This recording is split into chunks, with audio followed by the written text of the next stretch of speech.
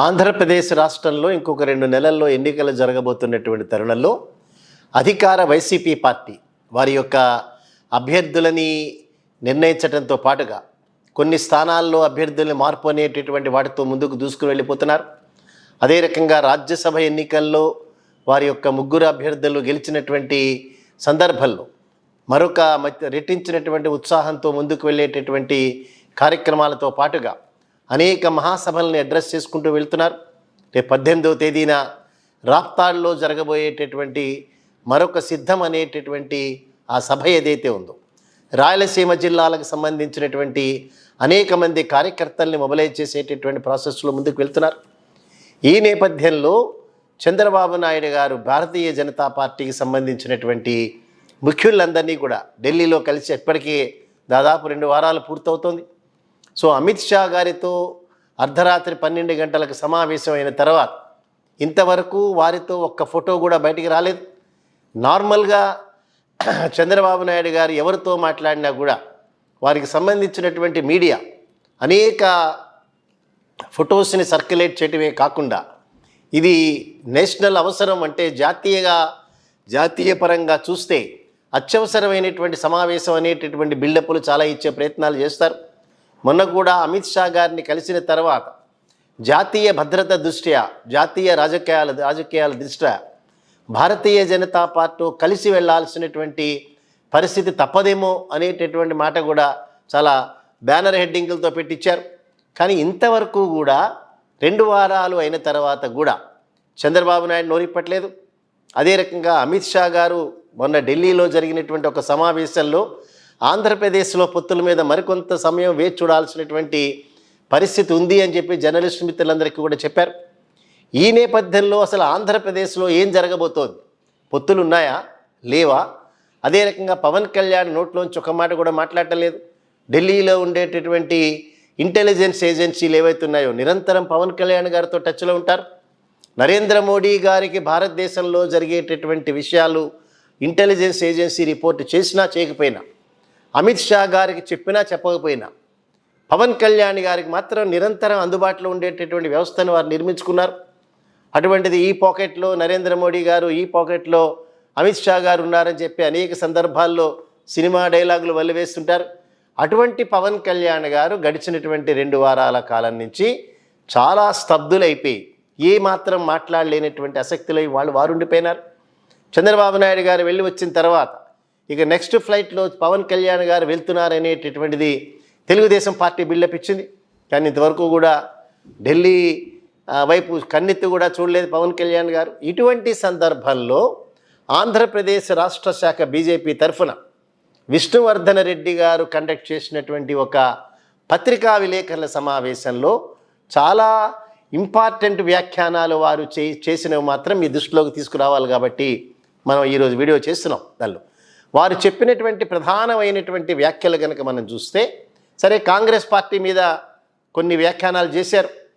So Telangana రాష్ట్ర ముఖ్యమంత్రిని ఆంధ్రప్రదేశ్కి పిలుస్తాను అని చెప్పి ఎవరైతే షర్మిల గారు మాట్లాడినారో, సో రాయలసీమలో ఉండేటటువంటి అనేక ప్రాజెక్టులకి నీరు ఇవ్వడానికి వీల్లేదనే వ్యక్తి చేత మీరు ఇక్కడ కార్యక్రమాలు పెడతారా అని కాంగ్రెస్ పార్టీని అడుగుతూనే తెలుగుదేశం పార్టీకి సంబంధించినటువంటి పొత్తుల విషయంలో ఒక చాలా ఇంపార్టెంట్ వ్యాఖ్యానాలు చేశారు. దానిలో వారు మాట్లాడినటువంటి మాట 2014 సంవత్సరంలో ఉన్న భారతీయ జనతా పార్టీ వేరు, 2024 సంవత్సరంలో అప్రతిహతంగా భారతీయ జనతా పార్టీ తప్ప ఈ దేశ ప్రజలకి వేరే ఆప్షన్ లేనటువంటి సందర్భంలో బలోపేతమై ఉన్నాము. అందుకని 24 సంవత్సరంలో మాతో మాట్లాడేటటువంటి ఏ పార్టీ అయినా సరే ఈనాటి మా బలాన్ని గుర్తించే మాట్లాడాల్సి వస్తుందని చెప్పారు. అదే రకంగా 2014 సంవత్సరంలో తెలుగుదేశం పార్టీ యొక్క స్ట్రెంత్ వేరు, ఇవాళ బలహీన పడిపోయి 30-32% కంటే మించనట్లుగా సో బలహీనమైనటువంటి తెలుగుదేశం 2024 సంవత్సరంలో ఉందని చెప్పారు. సో అందుచేత మేము ఎవరినో భుజాల మీద మోయటానికి మేము భారతీయ జనతా పార్టీ సిద్ధంగా లేదు. సో వేరెవరినో ముఖ్యమంత్రిని చేయడానికి భారతీయ జనతా పార్టీ ప్రయత్నం చేయదు అనేటటువంటి మాట మాట్లాడుతూ భారతీయ జనతా పార్టీని ముఖ్యమంత్రిగా చేసేటటువంటి ఆ సిస్టమ్నే మేము కోరుకుంటున్నామనే మాట మాట్లాడారు. ఇంకా గట్టిగా మాట్లాడుతూ డబుల్ ఇంజన్ సర్కార్ అంటే ఆంధ్రప్రదేశ్లో కూడా భారతీయ జనతా పార్టీ నేతృత్వంలో ప్రభుత్వం ఉండాలి. అదే రకంగా భారతదేశంలో ఆల్రెడీ 2024 సంవత్సరంలో భారతీయ జనతా పార్టీ మాత్రమే వచ్చేటటువంటి అవకాశం ఉన్న నేపథ్యంలో తెలుగుదేశం పార్టీతో మేము ఏ రకమైనటువంటి దిగిపోయి మేము వారితో మాట్లాడమని చెప్పారు. ఈ లోపల మనకు అందినటువంటి సమాచారం మేరకు తెలుగుదేశం పార్టీ ఎక్కడెక్కడైతే బలంగా ఉందో ఆ బలంగా ఉండేటటువంటి స్థానాల్లో అధిక భాగం భారతీయ జనతా పార్టీ కోరినట్లుగా సమాచారం వచ్చింది. అంటే విజయవాడలో పార్లమెంటు సీట్ ఏదైతే ఉందో అది కూడా మాకు కావాలని అడుగుతున్నారు వాళ్ళు. హిందూపూర్లో ఉండేటటువంటి అసెంబ్లీ సీటు కూడా మాకు కావాలని అడుగుతున్నారు. రాజమండ్రిలో వారు గెలిచినటువంటి బుచ్చయ్య చౌదరి గెలిచినటువంటి ఆ సీటు కూడా మాకు కావాలని అడుగుతున్నారు. సో ఇవాళ అనేక ఆంధ్రప్రదేశ్లో ఉమ్మడి కర్నూలు తప్ప మిగతా అన్ని జిల్లాల్లో ఉండే చాలా ఇంపార్టెంట్ పొజిషన్స్ ఏవైతే ఉన్నాయో ఎక్కడెక్కడైతే తెలుగుదేశం పార్టీ బలంగా ఉండేటటువంటి సీట్లన్నీ కూడా భారతీయ జనతా పార్టీ కావాలి. ఆ సంఖ్య దాదాపుగా 25 అసెంబ్లీ స్థానాలు, దాదాపు 10 పార్లమెంటు స్థానాలు అడుగుతున్నటువంటి నేపథ్యంలో ముందు గొయ్యి వెనక నొయ్యి లాంటి పరిస్థితి చంద్రబాబు నాయుడు గారికి ఏర్పడింది. సో ఇవాళ చంద్రబాబు నాయుడు గారు, విష్ణువర్ధన్ రెడ్డి గారు అదే మాట్లాడుతున్నారు. మా బలం లేదు మా దగ్గర అసలు ఆంధ్రప్రదేశ్లో బలం లేదనేటటువంటి వాళ్ళకి మేమిచ్చేటటువంటి సమాధానం, బలం ఉన్నటువంటి వ్యక్తులందరూ మా పొత్తు కోసం మా పొందు కోసం ఎందుకు తాపత్రయపడుతున్నారు అనేటటువంటి ఒక ప్రధానమైనటువంటి ప్రశ్న వేశారు.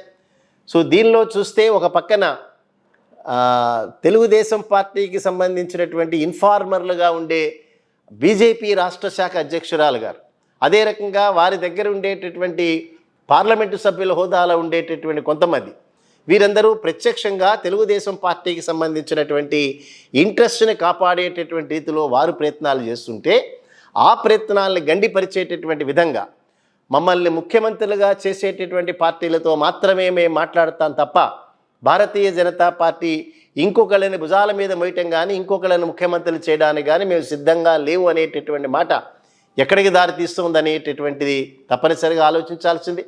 అదే రకంగా పవన్ కళ్యాణ్ ఇంతవరకు కూడా తెలుగుదేశం పార్టీతో ఒక రకమైనటువంటి అండర్స్టాండింగ్ వచ్చినట్టు పై కనిపించిన అది ఇవాళ హరిరామ జోగయ్య గారు రాసినటువంటి విధంగా అదే రకంగా అక్కడ జరుగుతున్నటువంటి విషయాలు కూడా ఇద్దరి మధ్యలో పొత్తు తాత్కాలికంగా ఉండేటటువంటి ప్రమాదాలు ఏర్పడినాయి. సో రేపు భవిష్యత్తులో భారతీయ జనతా పార్టీ చెప్పినట్లుగానే పవన్ కళ్యాణ్ వినేటటువంటి పరిస్థితి ఉందా, లేదా 2019 సంవత్సరంలో పవన్ కళ్యాణ్ గారు ఓడిపోగానే చంద్రబాబు నాయుడు గారి డైరెక్షన్లో మాత్రమే వీరు వెళ్ళి భారతీయ జనతా పార్టీతో కలిశారా? అలా కలవబట్టే 5 సంవత్సరాల కాలంలో భారతీయ జనతా పార్టీతో అంటీముట్టినట్టుగా వ్యవహరిస్తూ తెలుగుదేశం పార్టీతోనే ప్రయాణం చేసేటటువంటి కార్యక్రమాలు ఏవైతే మనం చూస్తూ వచ్చామో ఇది భారతీయ జనతా పార్టీ నేతృత్వంలో పనిచేయడానికి పవన్ కళ్యాణ్ గారు సిద్ధంగా లేదా? ఏవైనప్పటికీ కూడా అమిత్ షా గారు చేసినటువంటి కామెంట్స్ ఏవైతే ఉన్నాయో ఆంధ్రప్రదేశ్ రాష్ట్రంలో పొత్తుల మీద మాకు మరికొంత సమయం ఉండాలి కావాలి అనేటటువంటి ఈ మధ్యలో భారతీయ జనతా పార్టీకి సంబంధించినటువంటి కోర్ కమిటీ సమావేశంలో ఆంధ్రప్రదేశ్లో ఉండేటటువంటి పొత్తుల మీద డిస్కస్ చేసినట్టుగా సమాచారం వచ్చింది. సో చంద్రబాబు నాయుడు నమ్మేటటువంటి క్యారెక్టర్ కాదు కాబట్టి చంద్రబాబు నాయుడిని మేము మొయ్యడానికి మేము సిద్ధంగా లేకపోయినా మా అంతటా మేము బలోపేతం అయ్యేటటువంటి పరిస్థితుల్లో మాత్రమే ఉండాలి అనేటటువంటి రీతిలో వాళ్ళ యొక్క స్పందన ఉంది. చూద్దాం రాబోయేటటువంటి రోజుల్లో ఒక పక్క ఒంటరిగా వెళ్తున్నటువంటి జగన్మోహన్ రెడ్డి గారు దూసుకుని వెళ్తున్నటువంటి సందర్భంలో ఇంకొక పక్కన అనేక రాజకీయ పార్టీలు చేష్టలుడిగి కేవలం పత్రికా విలేకరుల సమావేశంలో మాత్రమే విమర్శలకి ఒక రకమైనటువంటి అవకాశం ఇచ్చేటటువంటి రీతిగా ప్రయత్నాలు వాళ్ళు చేసుకుంటున్నారు తప్పిస్తే ప్రజల దగ్గరికి వారు వెళ్ళి కన్విన్స్ అయ్యేటట్టుగా మాట్లాడేటటువంటి కార్యక్రమాలు ఏవీ చేయలేదు. ఈ లోపల లోకేష్ ఏదైతే శంఖారావం అనేటటువంటి ఒక చిన్న కార్యక్రమం ఏదైతే చేసినాడో ఆయన ఒక ఆటలో అరటిపండి కిందనే తీసుకుని వెళ్ళేటటువంటి అవకాశం ఉన్నటువంటి నేపథ్యంలో వారు చేసేటటువంటి వ్యాఖ్యలు కానీ వారు చేసేటటువంటి కామెంట్స్ కానీ ఇవి సీరియస్గా తీసుకునేటటువంటి అవకాశం లేనటువంటి సందర్భంలో రాబోయేటటువంటి రోజుల్లో భారతీయ జనతా పార్టీతో పొత్తు అనేటటువంటిది వికటిస్తుందా చూద్దాం. 2 రోజుల్లో మనకు సమాధానం దొరుకుతుందా.